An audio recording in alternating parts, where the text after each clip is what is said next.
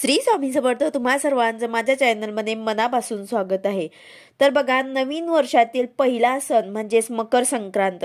नवीन विवाहित जोडप्यांसाठी मकर संक्रांतीचा पहिला सण अतिशय खास असतो।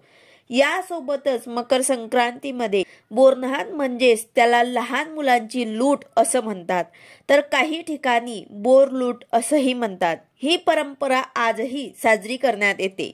बोरन्हाण म्हणजेच काय, ती का साजरी केली जाते, त्यामागील शास्त्रीय कारण काय आहे, अगदी किती वर्षापर्यंतच्या लहान मुलांचं बोरन्हाण केलं जातं, याबद्दलची संपूर्ण माहिती मी तुम्हाला आजच्या व्हिडिओमध्ये सांगणार आहे। व्हिडिओ पूर्ण बघा जेणेकरून तुम्हाला संपूर्ण माहिती मिळेल।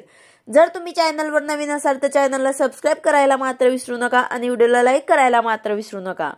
तर बघा, नववधूंची पहिली मकर संक्रांत असली की तिला हलव्याचे दागिने घातले जातात। तसंच बोरन्हाणच्या सोहळ्यात लहान मुलांना हलव्याचे दागिने नटवलं जातं। त्यांचं औक्षण करून त्यांच्या डोक्यावरून बोरं, ऊस, हरभरे, मुरमुरे, बत्ताशे, हलवा, तिळाच्या रेवड्या हे सर्व पदार्थ टाकले जातात। हे पदार्थ आपल्या जवळच्या मुलांना बोलवून त्यांच्याकडून लुटवले जातात। या विधीलाच बोरन्हाण असं म्हटलं जातं। लहान मुलांचं बोरन्हाण का करतात, त्यामागची काय कथा आहे, तर बघा, करी नावाच्या राक्षसाची वाईट दृष्टी आणि वाईट विचार मुलांवर पडू नये म्हणून हा विधी करण्यात येतो। हा विधी सर्वप्रथम करी राक्षसापासून बचावासाठी बाळ गोपाळ कृष्णावर ते करण्यात आला होता। तेव्हापासून ही प्रथा सुरू झाली आहे। लहान मुलं हे कृष्णाचं रूप मानलं जातात, त्यामुळे करी राक्षसाची सावली आपल्या मुलांवर पडू नये म्हणून बोरन्हाण करण्याची परंपरा सुरू झाली। ही विधी आणि प्रथा नाही तर हे बोरन्हाण मागे काही शास्त्रीय कारण सुद्धा आहे। तर बघा, मकर संक्रांतीनंतर ऋतू बदलतो। लहान मुलांना या बदलत्या ऋतूचा त्रास होऊ नये आणि या ऋतूमधील फळं त्यांनी खावीत म्हणून हा विधी केला जातो। आता बोरन्हाण कधी करावे आणि किती वर्षापर्यंतच्या मुलांचं करावं, तर बघा, मकर संक्रांत आली की लहान मुलांना बोरन्हाण करण्याची परंपरा आहे। मकर संक्रांतीच्या करी दिनी हे बोरन्हाणासाठी योग्य दिवस मानला गेला आहे, पण तुम्ही रथसप्तमीपर्यंत हा सोहळा कधीही करू शकतात। 15 जानेवारी 2024 पासून ते 16 फेब्रुवारी 2024 पर्यंत तुम्ही कधीही बोरन्हाण करू शकतात।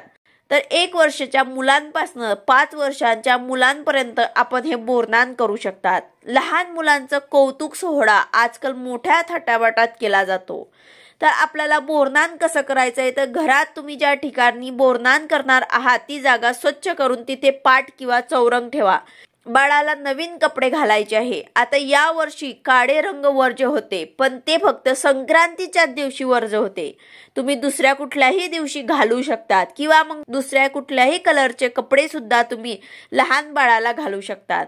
त्याचबरोबर त्यांना हलव्याचे दागिने घाला, चौरंगावर बसवा, त्यानंतर त्यांचे औक्षण करा। त्यांच्या डोक्यावरनं बोर, उसाचे तुकडे, भुईमुंगच्या शेंगा, कुरमुरे एकत्र करून त्यांचं बोरन्हाण करा आणि आपल्या जवळच्या लहान मुलांना बोलवून त्यांच्याकडनं सुद्धा त्यांच्या डोक्यावर ते हे सर्व एकत्र करून त्यांच्या डोक्यावर टाका। तर बोरन्हाणमध्ये वापरण्यात येणारी फळं मुलं इतर वेळी खात नाहीत, म्हणून बोरन्हाणच्या माध्यमातून ती फळं त्यांच्या पोटात जातात असं सुद्धा म्हटलं जातं। तर एक गोष्ट आवर्जून आपल्याला लक्षात घ्यायची आहे की बोरन्हाण घालताना लहान मुलांना डोक्याला किंवा अंगाला काही लागू नये याची काळजी आपल्याला घ्यायची आहे। तुम्ही छान छोटीशी छत्री वापरू शकतात।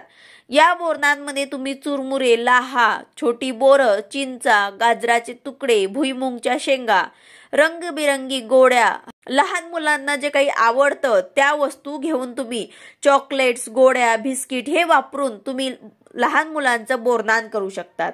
तर आपल्या घराजवळच्या लहान मुलांना बोलून, तसेच आपल्या शेजारी लोकांना बोलून, आपल्या नातेवाईकांना बोलून सुद्धा हे बोरन्हाण आपण करू शकतात। तर अशा प्रकारे आपल्याला लहान मुलांचं बोरन्हाण करायचं आहे आणि बाळावर असंच सगळ्यांचं प्रेमाचा वर्षाव होऊ दे हे आपल्याला प्रार्थना करायची आहे। कायम बाळ गोपाळांनी घेरलेले म्हणजे सर्वांचा लाडका होऊ दे असा हा लहान मुलांचा मकर संक्रांतीतला एक संस्कार आहे।